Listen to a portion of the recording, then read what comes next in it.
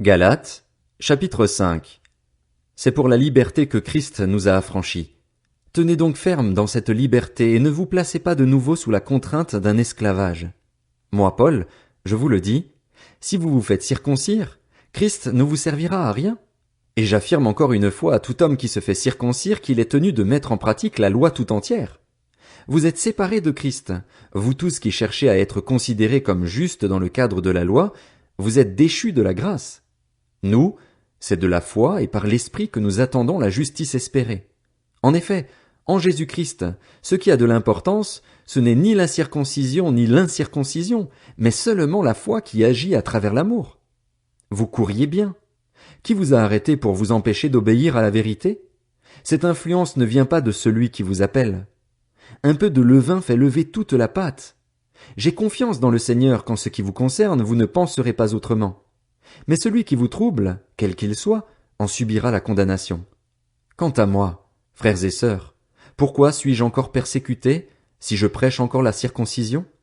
Le scandale de la croix est alors supprimé. Puissent-ils même se castrer, ceux qui jettent le trouble parmi vous? Frères et sœurs, c'est à la liberté que vous avez été appelés. Seulement, ne faites pas de cette liberté un prétexte pour suivre les désirs de votre nature propre. Au contraire, soyez par amour serviteurs les uns des autres. En effet, toute la loi est accomplie dans cette seule parole, tu aimeras ton prochain comme toi-même. Mais si vous vous mordez et vous dévorez les uns les autres, attention, vous finirez par vous détruire les uns les autres.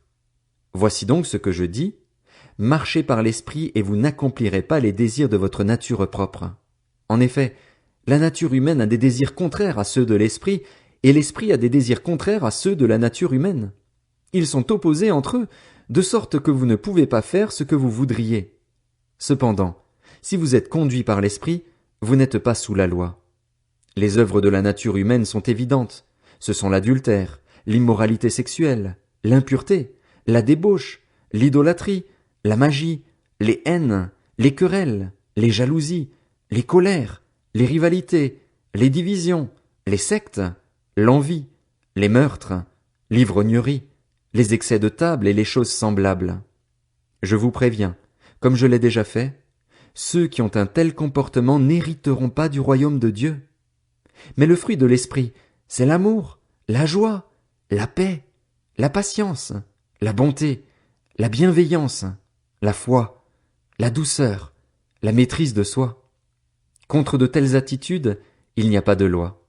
Ceux qui appartiennent à Jésus-Christ ont crucifié leur nature propre avec ses passions et ses désirs. Si nous vivons par l'Esprit, laissons-nous aussi conduire par l'Esprit. Ne soyons pas vaniteux en nous provoquant les uns les autres, en nous portant envie les uns aux autres. Galates, chapitre 6. Frères et sœurs, si un homme vient à être surpris en faute, vous qui êtes spirituels, redressez-le dans un esprit de douceur. Veille sur toi-même, de peur que toi aussi, tu ne sois tenté. Portez les fardeaux les uns des autres et accomplissez ainsi la loi de Christ. Si quelqu'un pense être quelque chose alors qu'il n'est rien, il se trompe lui-même.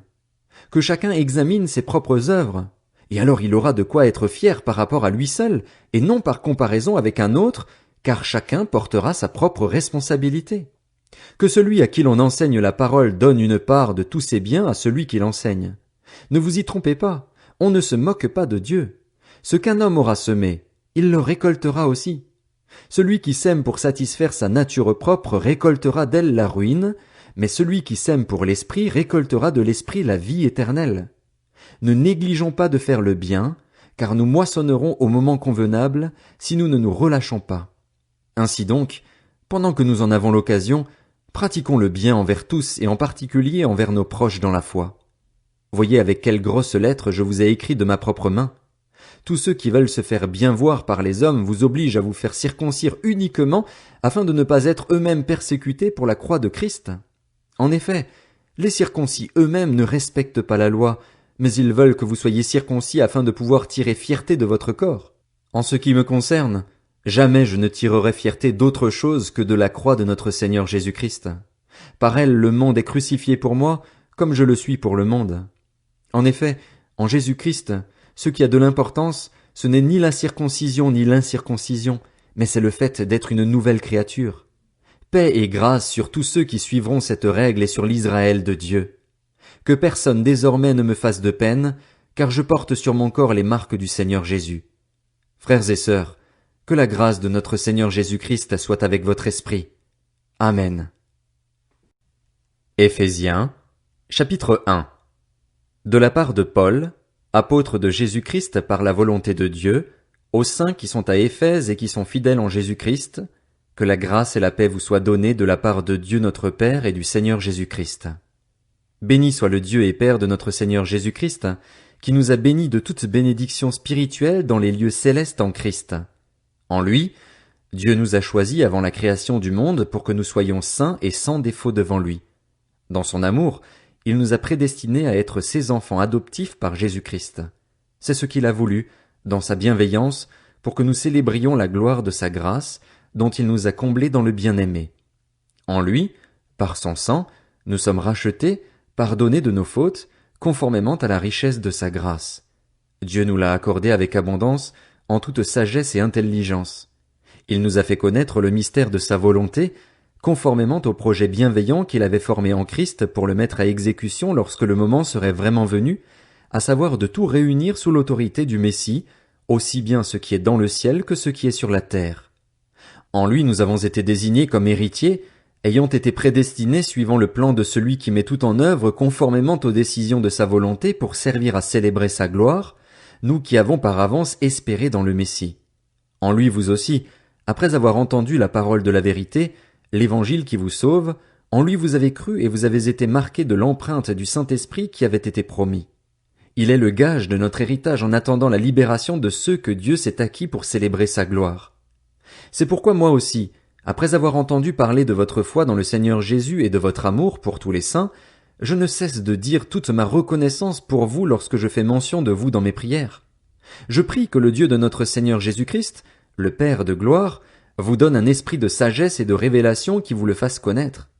Je prie qu'il illumine les yeux de votre cœur pour que vous sachiez quelle est l'espérance qui s'attache à son appel, quelle est la richesse de son glorieux héritage au milieu des saints et quelle est l'infinie grandeur de sa puissance qui se manifeste avec efficacité par le pouvoir de sa force envers nous qui croyons. Cette puissance, il l'a déployée en Christ quand il l'a ressuscité et l'a fait asseoir à sa droite dans les lieux célestes, au-dessus de toute domination, de toute autorité, de toute puissance, de toute souveraineté et de tout nom qui peut être nommé, non seulement dans le monde présent, mais encore dans le monde à venir.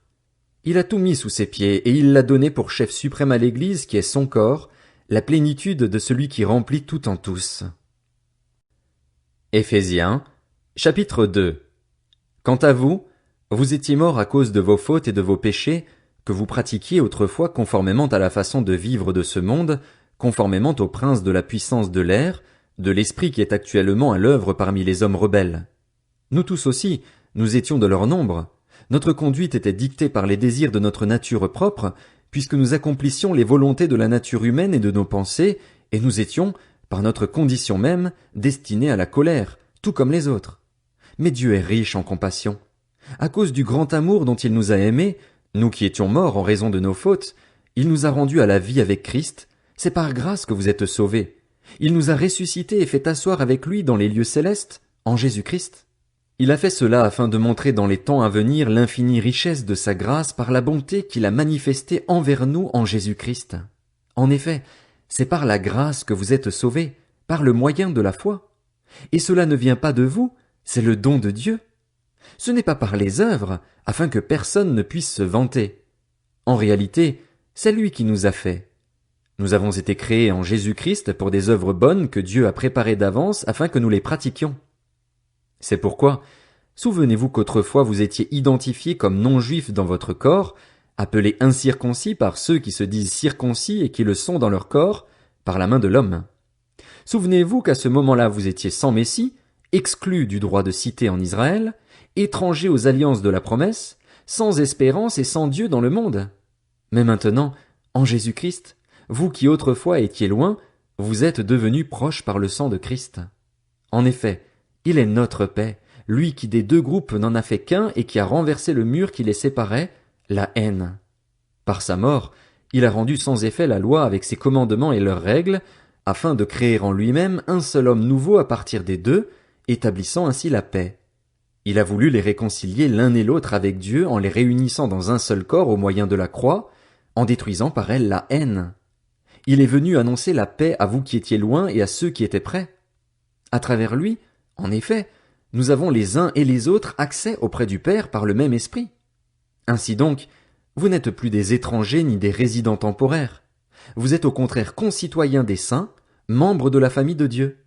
Vous avez été édifiés sur le fondement des apôtres et prophètes, Jésus-Christ lui-même étant la pierre angulaire. C'est en lui que tout l'édifice, bien coordonné, s'élève pour être un temple saint dans le Seigneur.